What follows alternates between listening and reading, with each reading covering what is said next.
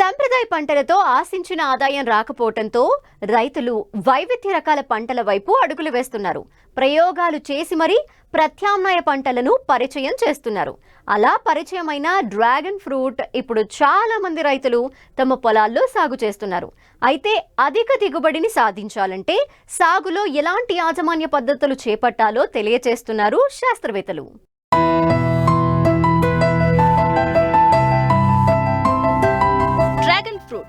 మంచి పోషకాలు ఉన్న పండు. మార్కెట్లో డిమాండ్ కూడా ఎక్కువే. పట్టణాల్లోనూ నగరాల్లోనూ ఇటీవలి కాలంలో డ్రాగన్ ఫ్రూట్ కొనేవారి సంఖ్య పెరిగింది. షాపింగ్ మాల్స్ లో వీటికి విపరీత గిరాకీ లభిస్తోంది.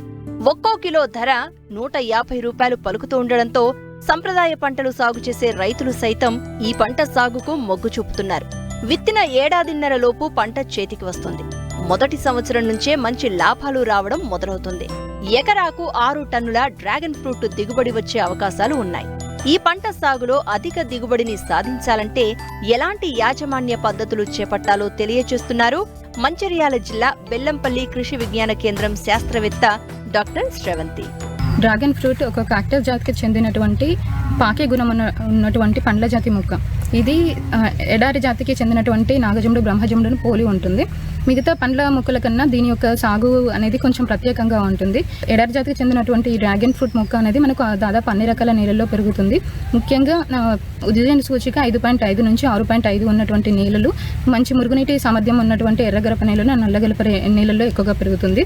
ఆమ్లజని నేలలు మరియు క్షార గుణం ఉన్నటువంటి నేలల్లో దాని యొక్క దిగుబడి కొంచెం తక్కువగా ఉంటుంది. డ్రాగన్ ఫ్రూట్లో ముఖ్యంగా గుర్తుంచుకోవాల్సినది ప్రవర్ధనం. దీనిని 2 రకాలుగా ప్రవర్ధనం చేస్తారు. ఒకటి విత్తనాలను ఉపయోగించి, రెండవది కొమ్మ కత్తిరింపులను ఉపయోగించి. విత్తనాలను ఉపయోగించి ప్రవర్ధనం చేసుకోవచ్చు, కాకపోతే దానికి ఎక్కువ సమయం పడుతుంది. అదే మనం కొమ్మ కత్తిరింపులని గనక ప్రవర్ధనానికి ఉపయోగించినట్లయితే మనకు 6 నెలల్లోనే మనకు పంట వస్తుంది. కొన్ని ప్రాంతాలలో దాని యొక్క వాతావరణాన్ని బట్టి మనకు సంవత్సరం పడుతుంది. కొమ్మ కత్తిరింపులు చేసేటప్పుడు మనం ఖచ్చితంగా గుర్తుంచుకోవాల్సింది కొమ్మ సైజు అది 15 సెంటీమీటర్ల నుంచి 60 సెంటీమీటర్లు ఉండే విధంగా జాగ్రత్త పడాలి. మరియు డ్రాగన్ ఫ్రూట్ పండించడానికి ముఖ్యంగా మనం ముందుగానే నేలని తయారు చేసుకోవాలి. దీనికి కాంక్రీట్తో చేసినటువంటి సిమెంట్ పోల్స్ని మనం ఉపయోగించాలి. ఎందుకంటే కాండం యొక్క బరువు ఎక్కువగా ఉంటుంది, తర్వాత పెరిగే శాఖీయ కొమ్మల యొక్క బరువు కూడా ఎక్కువగా ఉంటుంది. సో వీటిని తట్టుకోవాలంటే మనము సిమెంట్ పోల్స్ని కానీ కాంక్రీట్ పోల్స్ని కానీ ఉపయోగించాల్సి ఉంటుంది. మనకు ఈ కాంక్రీట్ పోల్స్ దాదాపు ఒక 2.5 మీటర్స్ హైట్లో ఉండాలి. మరియు దీని యొక్క కాంక్రీట్ స్తంభం యొక్క మందం వచ్చేసి మనకు 100 నుంచి 150 మిల్లీమీటర్ల వ్యాసం ఉండేటట్టు చూసుకోవాలి. దీంట్లో ఒక 40 సెంటీమీటర్లు మనం పునాది అంటే గుంతలో ఉండేటట్టు చూసుకోవాలి. తర్వాత ఈ స్తంభం పైన మళ్ళీ ఒక కాంక్రీట్ రింగ్ రౌండ్గా కానీ స్క్వేర్ షేప్లో కానీ 2 రకాలుగా ఉంటాయి. ఈ కాంక్రీట్ రింగ్ ప్రత్యేకంగా మనం తయారు చేయించుకొని పెట్టుకోవాలి. దీని మీద ఏంటంటే మనకు కాండం పైకి ఎదిగి తర్వాత శాఖలు అనేవి కిందికి నేలను తగలకుండా దాని మీద వేలాడుతూ ఉండే విధంగా, అంటే వాటికి దాని మీద నుంచి పాకించే విధంగా సపోర్ట్ చేసేలాగా ఈ కాంక్రీట్ రింగ్స్ని కానీ సిమెంట్ రింగ్స్ని కానీ మనము ఈ పోల్స్ పైన ఏర్పాటు చేసుకోవాలి.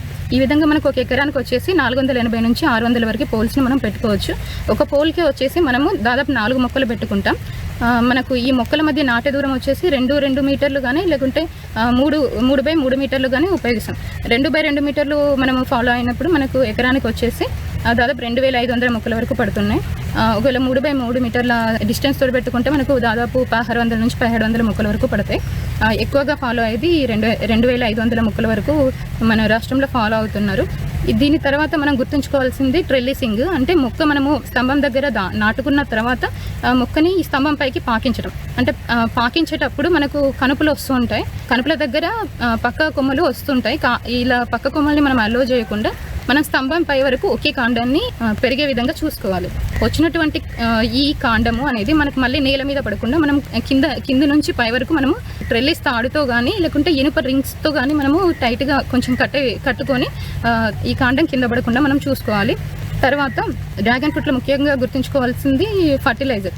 అంటే మనం ఒకసారి మొక్క నాటేటప్పుడు గుంతలోనే మనకు ప్రతి మొక్కకు వచ్చేసి 10 నుంచి 15 కిలోల పశువుల ఎరువు లేదా సేంద్రియ ఎరువును మనము వేసుకోవాలి. దీంతో పాటుగా మనము 70 గ్రాముల యూరియా మరియు 90 గ్రాముల ఎస్ఎస్పి మరియు 40 గ్రాముల ఎంఓపి ఉండే విధంగా చూసుకోవాలి.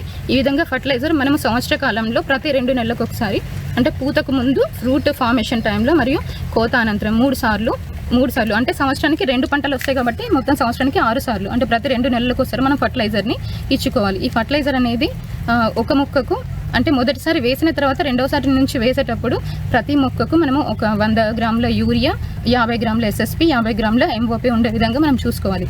ఈ మోతాదును అనేది ప్రతి సంవత్సరం మనము పెంచుతూ ఉండాలి. అంటే 200 గ్రాముల మోతాదు మనకు ప్రతి సంవత్సరం మనం పెంచాలి. అదేవిధంగా పశువుల ఎరువు కూడా 10 కిలోల పశువుల ఎరువును ప్రతి సంవత్సరం దాని యొక్క మోతాదును పెంచాలి.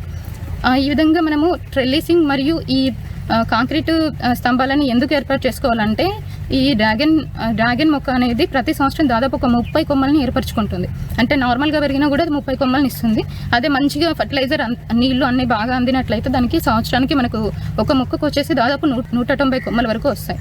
సో ఒక మొక్కకు వచ్చేసి మనం మ్యాక్సిమం 50 కొమ్మల్ని మాత్రమే మనం అలో చేయాలి. నీటి యాజమాన్యం మనము డ్రిప్ ద్వారా ఇచ్చుకున్నట్లయితే బాగుంటుంది. లేదంటే రింగ్ బేసిన్ సిస్టమ్ని కూడా ఫాలో అవ్వచ్చు. పూత పూస సమయంలో కాసడంలో నీటి తడులు జాగ్రత్తగా ఇచ్చుకోవాలి. తర్వాత దీనిలో చీడపీడల సమస్య ఎక్కువగా ఉండదు. డ్రాగన్ ఫ్రూట్లో ఎక్కువగా చీమల సమస్య ఉంటుంది. సో దానికి తగ్గట్టుగా మనము ఈ యాజమాన్య పద్ధతులు చేపడితే సరిపోతుంది. ఇంకా కలుపు యాజమాన్యం, డ్రాగన్ ఫ్రూట్లో ఎక్కువ కలుపు బెడద ఎక్కువగా ఉంటుంది. కలుపు వల్ల నష్ట శాతం కూడా ఎక్కువగా ఉంటుంది కాబట్టి కలుపు రాకుండా ఉండడానికి అంతర పంటలు వేసుకోవాలి.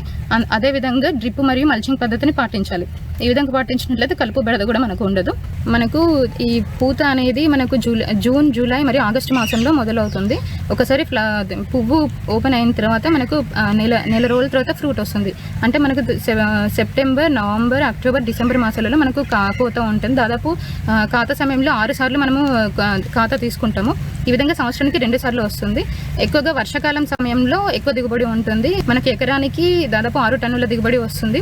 ఒక కాయ సైజు వచ్చేసి 350 గ్రాముల నుంచి 500 వరకు ఉంటుంది. ఒకవేళ 350 గ్రాముల కాయ బరువు ఉంటే మనకి ఎకరానికి వచ్చేసి 6 టన్నుల వరకు దిగుబడి ఉంటుంది.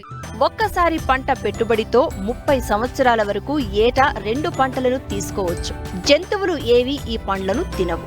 చీడపీడల బెడద కూడా చాలా తక్కువ. రైతులకు అన్ని విధాలుగా లాభం చేకూర్చే పంట. ఒక్కసారి పెట్టుబడి పెడితే ఏటా లాభాలే తప్ప నష్టాలు ఉండవంటున్నారు ఈ పంటను సాగు చేసిన రైతులు.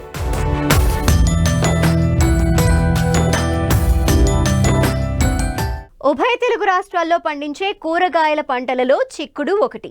వీటిలో అనేక రకాలు ఉన్నా పందిర్లు అవసరం లేని పాతు చిక్కుడు సాగు విస్తీర్ణం అధికంగా ఉంది. ప్రస్తుతం ఈ పైరు పూత నుండి కాయ తయారయ్యే వరకు వివిధ దశల్లో ఉంది. ఈ పంటకు చాలా చోట్ల వేరుకుళ్ళు తెగులు ఆశించి తీవ్ర నష్టం చేస్తోంది. కొన్ని సస్యరక్షణ చర్యలు చేపట్టడం ద్వారా పురుగును అరికట్టవచ్చంటూ యాజమాన్య చర్యలను తెలియజేస్తున్నారు ఖమ్మం జిల్లా Wyra Krishi Vigyan Kendram coordinator doctor J Hemanth Kumar. మార్కెట్లో చిక్కుడుకు ఉన్న డిమాండ్ దృష్ట్యా చాలా మంది రైతులు చిక్కుడు పంటను సాగు చేశారు. ప్రస్తుతం పూత దశలో ఉంది. కొన్ని ప్రాంతాల్లో కాయ తయారయ్యే దశలో ఉంది. ముఖ్యంగా ఖమ్మం జిల్లాలో చిక్కుడు పంటకు వేరుకుళ్ళు తెగులు ఆశించినట్లు శాస్త్రవేత్తలు గుర్తించారు. ఈ తెగులు మొలక దశ నుండి కోత దశ వరకు వచ్చే అవకాశం ఉంది. ఇది ఆశించిన ప్రాంతాల్లో రైతులు జాగ్రత్తగా ఉంటూ సమగ్ర సస్యరక్షణ చర్యలు చేపట్టినట్లయితే మంచి దిగుబడిని పొందే అవకాశం ఉంటుందని తెలియజేస్తున్నారు ఖమ్మం జిల్లా Wyra Krishi Vigyan Kendram coordinator doctor J Hemanth Kumar. Khammam జిల్లాలో ముఖ్యంగా ఖమ్మం పట్టణానికి దగ్గర ఉన్నటువంటి ప్రాంతాల్లో కానీ చూసుకున్నట్టయితే కూరగాయల సాగు అనేది ఎక్కువగా విస్తీర్ణంలో సాగు చేయడం జరుగుతూ ఉంది. ఈ ముఖ్యంగా ఇప్పుడు ఉన్నటువంటి చిక్కుడు చూసుకున్నట్టయితే పూత దశ, అదే రకంగా కొన్ని ప్రాంతాల్లో కాయ తయారయ్యే దశలో ఉంది. ఈ దశలో ఉన్నటువంటి చిక్కుడులో మనం ప్రస్తుతం చూసుకున్నట్టయితే కొన్ని ప్రాంతాల్లో ఈ వేరుకుళ్ళు తెగులు అనేది ఆశించి నష్టపరుస్తున్నట్టుగా గమనించడం జరిగింది. ఈ చిక్కుడులో వేరుకుళ్ళు తెగులు యొక్క లక్షణాలు కానీ మనం గమనించినట్టయితే ఆకులని కూడా పసుపచ్చ మారటం, దాంతోపాటు ఆకులని రాలిపోవడం కూడా జరుగుతూ ఉంటుంది. వేరు వ్యవస్థ మీద కానీ చూసుకున్నట్టయితే నీటి రంగు మచ్చలు ఏర్పడటం అనేది దీని యొక్క ముఖ్య లక్షణంగా గుర్తించేదానికి అవకాశం ఉంటుంది. దాంతోపాటు వేరు పీకినప్పుడు కానీ చూసుకున్నట్టయితే వేర్లన్నీ కూడా ముదురు ఎరుపు రంగులో మారటం అనేది దీని యొక్క ముఖ్య లక్షణంగా గుర్తించేదానికి అవకాశం ఉంటుంది. వేరు వ్యవస్థలో అంతా కూడా చూసుకున్నట్టయితే నారవలే ఉండటం అనేది కూడా ముఖ్య లక్షణంగా గుర్తించేదానికి వీలుంటుంది. దాంతోపాటు ఈ యొక్క వేరు వ్యవస్థను కనుక చీల్చి చూసినట్టయితే దీంట్లో ఈ యొక్క శిలీంధ్రానికి సంబంధించినటువంటి బీజాలు కూడా మనం గమనించేదానికి అవకాశం ఉంటుంది.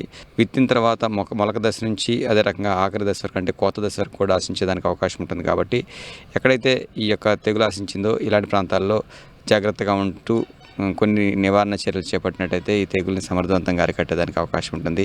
ఎక్కడైతే ఈ తెగులు ఆశిస్తూ ఉంటుందో అలాంటి ప్రాంతాలు కానీ చూసుకున్నట్టయితే ఈ చిక్కుడిని సాగు చేయకుండా పంట మార్పిడి, ముఖ్యంగా 3-4 సంవత్సరాల పాటు పంట మార్పిడి చేసుకున్నట్టయితే చాలా వరకు ఈ యొక్క చిక్కుడులో ఈ తెగులు యొక్క ఉధృతి తగ్గుతూ ఉంటుంది. ముఖ్యంగా పంట మార్పిడి విషయంకి వచ్చినట్టయితే చిక్కుడుకు సంబంధించినటువంటి ఈ వేరుకుళ్ళు తెగులకు సంబంధించినటువంటి శిలీంధ్రం ముఖ్యంగా చిరుధాన్యాలు అంటే ముఖ్యంగా జొన్న కానివ్వండి, మొక్కజొన్న కానీ ఇలాంటి పంటల మీద ఆశించేదానికి అవకాశం తక్కువగా ఉంటుంది. కాబట్టి ఈ మొక్కజొన్న అదే రకంగా జొన్న చిరుధాన్యాలతో కనుక మనం పంట మార్పిడి చేసుకున్నట్టయితే భూమిలో దీని యొక్క శిలీంధ్ర బీజాలు చాలా వరకు నశించిపోయి తర్వాత మనం చిక్కుడుకి వెళ్ళినప్పుడు కూడా ఇబ్బంది ఉండే పరిస్థితి ఉండదు. ఎక్కడైతే ఈ చిక్కుల్లో ఆశించిందో ఇలాంటి పరిస్థితులు కానీ చూసుకున్నట్టయితే కొంతవరకు మనం పైనుంచి న్యూట్రియంట్ సపోర్ట్ అంటే మనకు ముఖ్యంగా పోషకాలను కనుక పిచికారీ చేసుకున్నట్టయితే కొంతవరకు ఈ యొక్క దీనిని అధిగమించేదానికి అవకాశం ఉంటుంది. ట్రైకోడర్మా విరిడి అనేది కేజీ 90 కేజీల పశువుల ఎరువు, దాంతోపాటు వేపపిండి ఒక 10 కేజీలు కలిపి కనుక 15 రోజుల పాటు చెట్టు కింద ఉంచి దాని తర్వాత దీన్ని తీసుకెళ్ళి మనం ఎక్కడైతే విత్తనాలు విత్తామో అలాంటి పరిస్థితుల్లో కనుక వేసుకున్నట్టయితే ఇది భూమితో పాటు అభివృద్ధి చెంది తద్వారా ఈ యొక్క వేరుకుళ్ళు తెగులు ఆశించేదానికి అవకాశం చాలా వరకు తక్కువగా ఉంటుంది. ముఖ్యంగా విత్తన శుద్ధి కూడా చేసుకున్నట్టయితే ముఖ్యంగా థైరామ్తో ఏంటంటే 3 గ్రాములు కేజీ విత్తనాలు కలిపి విత్తన శుద్ధి చేసుకున్నట్టయితే చాలా వరకు ఈ యొక్క తెగులు తీవ్రత అనేది తగ్గుతూ ఉంటుంది. ముఖ్యంగా భూమిలో దీని యొక్క ఉధృతి ఎక్కువగా ఉంటుంది కాబట్టి పంట మార్పిడి చేయటం, దాంతోపాటుగా ఈ యొక్క ట్రైకోడర్మాను వేసుకోవటం, దాంతోపాటు విత్తన శుద్ధి చేసుకున్నట్టయితే చాలా వరకు ఈ తెగుల్ని అధిగమించి తద్వారా మంచి దిగుబడి సాధించేదానికి వీలుంటుంది. ఈ యొక్క తెగులు కనుక చూసుకున్నట్లయితే ఒక మొక్క నుంచి ఇంకో మొక్క కూడా వ్యాప్తి చెందేదానికి అవకాశం ఉంటుంది. కాబట్టి ఎక్కడైతే ఈ తెగులు ఆశించిందో వాటిని పీకి నాశనం చేసుకున్నట్టయితే అంటే శుభ్రంగా పొలాన్నంతా పరిశుభ్రంగా ఉంచుకున్నట్టయితే చాలా వరకు దీని యొక్క ఉధృతిని తగ్గించేదానికి అవకాశం ఉంటుంది. సో ముఖ్యంగా నీరు పారించే సమయంలో కూడా తెగులు ఆశించిన మొక్క నుంచి వేరే మొక్కకు పారించడం అనేది చేయకూడదు. ఎందుకంటే ఒక మొక్క నుంచి ఇంకో మొక్క కూడా ఈ తెగులు వ్యాపించేదానికి అవకాశం ఉంటుంది. కాబట్టి ఇట్లా చేయకపోవడం వల్ల వ్యాప్తి ఎక్కువగా ఉండేదానికి అవకాశం ఉంటుంది. కాబట్టి తెగులు సోకిన మొక్క నుంచి మంచి మొక్కలకు నీరు పారించడం నివారించినట్టయితే చాలా వరకు దీని యొక్క వ్యాప్తిని అరికట్టి తద్వారా వేరే మొక్కలకు వెళ్లకుండా కాపాడి ఇప్పుడున్నటువంటి పరిస్థితుల్లో ఈ తెగుల్ని చాలా వరకు అధిగమించేదానికి అవకాశం ఉంటుంది. సాధారణంగా ఈ తెగులు ఒక మొక్క నుండి మరో మొక్కకు ఆశిస్తుంది. కాబట్టి తెగులు సోకిన మొక్కల నుండి మంచి మొక్కలకు నీరు పారించవద్దు. తెగులు ఆశించిన మొక్కలను పీకి నాశనం చేయడం ద్వారా ఇతర మొక్కలకు ఆశించకుండా ఉండి మంచి దిగుబడిని సాధించేందుకు ఆస్కారం ఉంటుంది. ఆంధ్రప్రదేశ్లో దినదినాభివృద్ధి చెందుతున్న పరిశ్రమ ఆక్వారంగం. మంచినీటి చేపల పెంపకం స్థిరంగా కొనసాగుతున్న సముద్ర తీర ప్రాంతాలు, ఉప్పునీటి చెరువుల్లో 2018 వరకు వనామీ రొయ్య కల్చర్ శరవేగంగా అభివృద్ధి చెందింది. అయితే ఇప్పుడు వనామీ సాగులో రైతులు ఏటకి ఎదురేదాల్సిన పరిస్థితి నెలకొంది. కల్చర్ విజృంభిస్తున్న వ్యాధులు, పెరిగిన పెట్టుబడులు, తీవ్రమైన మార్కెట్ హెచ్చుతగ్గుల వల్ల అనేక సమస్యల మధ్య రొయ్య సాగును నెట్టుకు రావాల్సిన దుస్థితి నెలకొందని ఆక్వా రైతులు వాపోతున్నారు.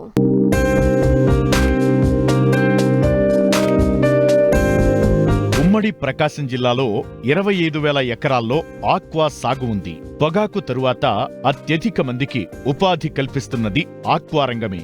అయితే గత కొన్నేళ్లుగా రొయ్య సాగులో పెద్దగా లాభాలు లేవు.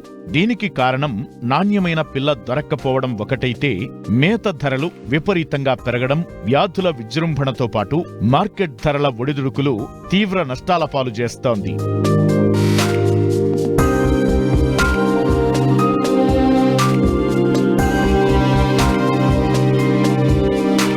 రొయ్యల చెరువులతో కళకళలాడుతున్న ఈ ప్రాంతం ప్రకాశం జిల్లా సింగరాయకొండ. సముద్రానికి దగ్గరగా ఉండటం, సముద్రపు నీటిని చెరువుల్లోకి మళ్లించుకునే అవకాశం ఉండటంతో ఈ ప్రాంతంలో అధిక విస్తీర్ణంలో ఆక్వా పరిశ్రమ విస్తరించి ఉంది. అందుకే చాలా మంది ఆక్వా రైతులు ఇతర ప్రాంతాల నుండి వచ్చి ఇక్కడ చెరువులను లీజుకు తీసుకుని రొయ్యల పెంపకం చేపడుతుంటారు. ఈ కోవలోనే విశాఖపట్నంకు చెందిన ఆక్వా రైతు రామకృష్ణ కూడా ఇక్కడ 14 ఏళ్లుగా 30 ఎకరాల చెరువుల్లో రొయ్యల పెంపకం చేపడుతున్నారు. ఏడాది క్రితం వరకు పర్వాలేదనిపించినా ప్రస్తుత ఏడాది నష్టాలను చవిచూడాల్సి వస్తోందని ఆవేదన వ్యక్తం చేస్తున్నారు. మేము రొయ్యలు సాగు చేసేటప్పుడు 30 ఎకరాలు మేము సాగు చేస్తూ ఉన్నాము. ఒక చెరువు వచ్చి ఎకరం కింద మేము కేటాయించుకున్నాము. 30 ఎకరాలు 30 చెరువులుగా చేసుకున్నాము. సముద్రం నుంచి డైరెక్ట్గా వాటర్ ఫిల్లింగ్ చేసుకుంటాము. ఫస్ట్ని వాటర్ ఫిల్లింగ్ చేసే ముందు భూమి సాయిల్ వచ్చేటప్పటికి యాపిండు, బరంట్లేము ఇవన్నీ కొడుతూ ఎకరానికి వచ్చి యాప్ పిట్ వచ్చేటప్పటికి 3 బ్యాగులు కొడతాము. సున్నం వచ్చి 4 బ్యాగులు వేస్తాము. ఈ 4 బ్యాగులు మొత్తం ఎకరం మొత్తము జల్లి గురిదోలిస్తాము. తోలించిన ఒక 3 డేస్ తర్వాత డైరెక్ట్గా సముద్రం నుంచి వాటర్ ఫిల్లింగ్ చేసుకుంటాం.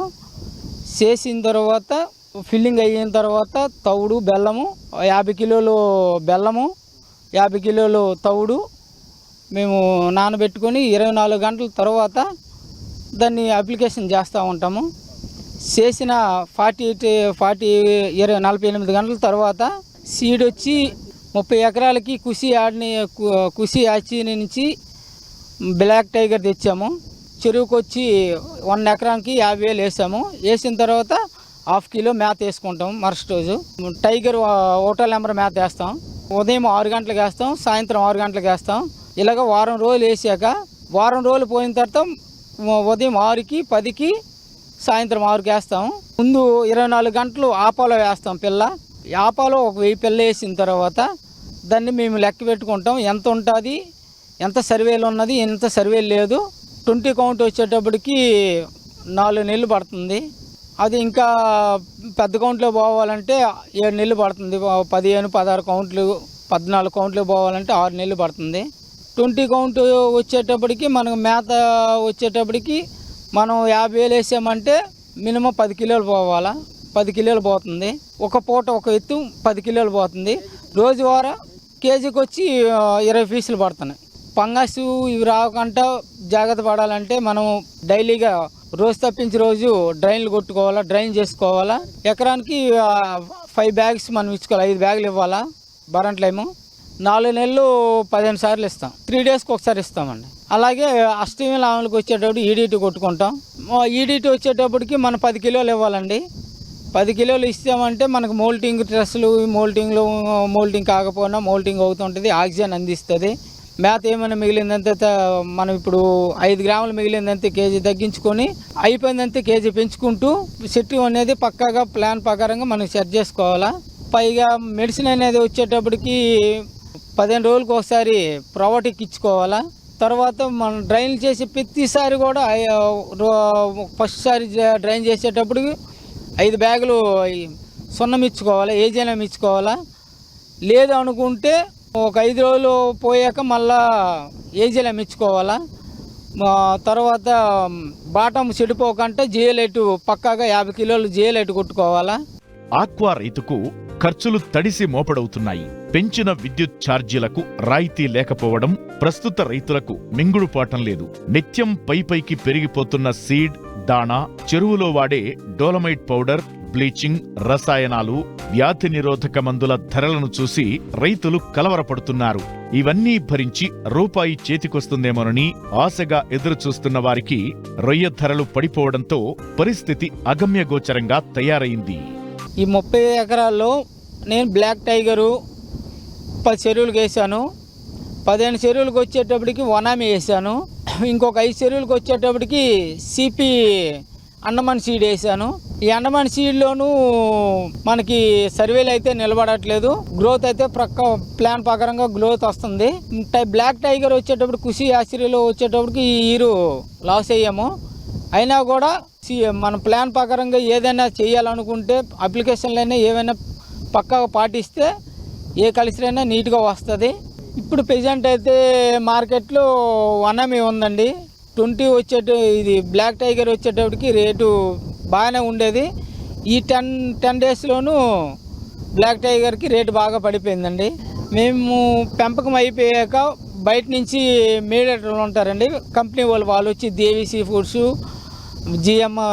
జేవిఆర్ఓలు వీళ్ళు వచ్చి ఇక్కడికి వచ్చి కొనుక్కుంటూ పోతారండి. మా 30 ఎకరాలకి 1,20,00,000 అయ్యిందండి. ప్రజెంట్ అయితే ఈ ఇయర్ వచ్చేటప్పటికి లాస్లో ఉంది. పోయిన ఇయర్ అయితే మాకు ఒక 70 లక్షలు వచ్చిందండి ఆదాయము. అంతకుముందు ఇయర్ వచ్చేటప్పటికి మాకు 1 కోటి రూపాయల ఆదాయం కలిసిందండి. ప్రజెంట్ 2024లో లాస్లో నడుస్తుందండి. ఒక ఎకరానికి వచ్చి 6 లక్షలు అవుతుందండి. ప్రజెంట్ 20 కౌంట్ వచ్చేటప్పటికి 6 లక్షలు ఖర్చు అవుతుందండి. ఆదాయం వచ్చేటప్పటికి 3 లక్షలు వస్తుందండి. ఇప్పుడు మనం సముద్రం నుంచి ఒకసారి ఫిలప్ చేసుకున్న తర్వాత 30 డేస్ తర్వాత వారానికి వచ్చి 2 సార్లు డ్రైన్ చేసుకోవాలా. డ్రైన్ చేసుకుంటే దానివల్ల మనకి పంగస్లు తర్వాత ఈ పంగస్లు పోతాయి, నెక్స్ట్ గ్రోత్ అనేది కూడా బాగుంటుంది. అలాగని ఒక ఎకరంకి వచ్చేటప్పటికి 1,00,000 పిల్లలు వదిలామంటే 6 ఫ్యాన్లు పెట్టుకోవాలా ఏరియస్ను. 6 ఫ్యాన్లు పెట్టుకుంటే మనకి గ్రోత్ కూడా బాగానే ఉంటుంది. మనం ఈ కరెంట్ బిల్లు గురించి ఆలోచించి మనము ఫ్యాన్ల ఏరియస్ను తగ్గిస్తే ఆ వారం మనకి గ్రోత్ కూడా పడిపోద్ది. వాటికి ఆక్సిజన్ కరెక్ట్గా అందినట్టయితే మనకు ఆ వారం కూడా గ్రోత్ కూడా బాగానే ఉంటుంది. లేదు మనం అందించలేమనుకునే వాళ్ళలో మనం సీడ్ తక్కువ వేసుకోవాలా. 1,00,000 వేసేటప్పుడు 50,000 వేసుకోవాలా. 50,000 వేసామంటే 4 ఫ్యాన్లు పెట్టుకోవాలా 50,000కి. 50,000 మించిపోయిందంటే మనం దాన్ని బట్టి 10,000కి ఒక ఫ్యాన్ లెక్కన పెంచుకుంటూ పోతే మన పర్ఫెక్ట్గా గ్రోత్ బాగానే వస్తుంది, మన కలిసి కూడా బాగానే వస్తుంది.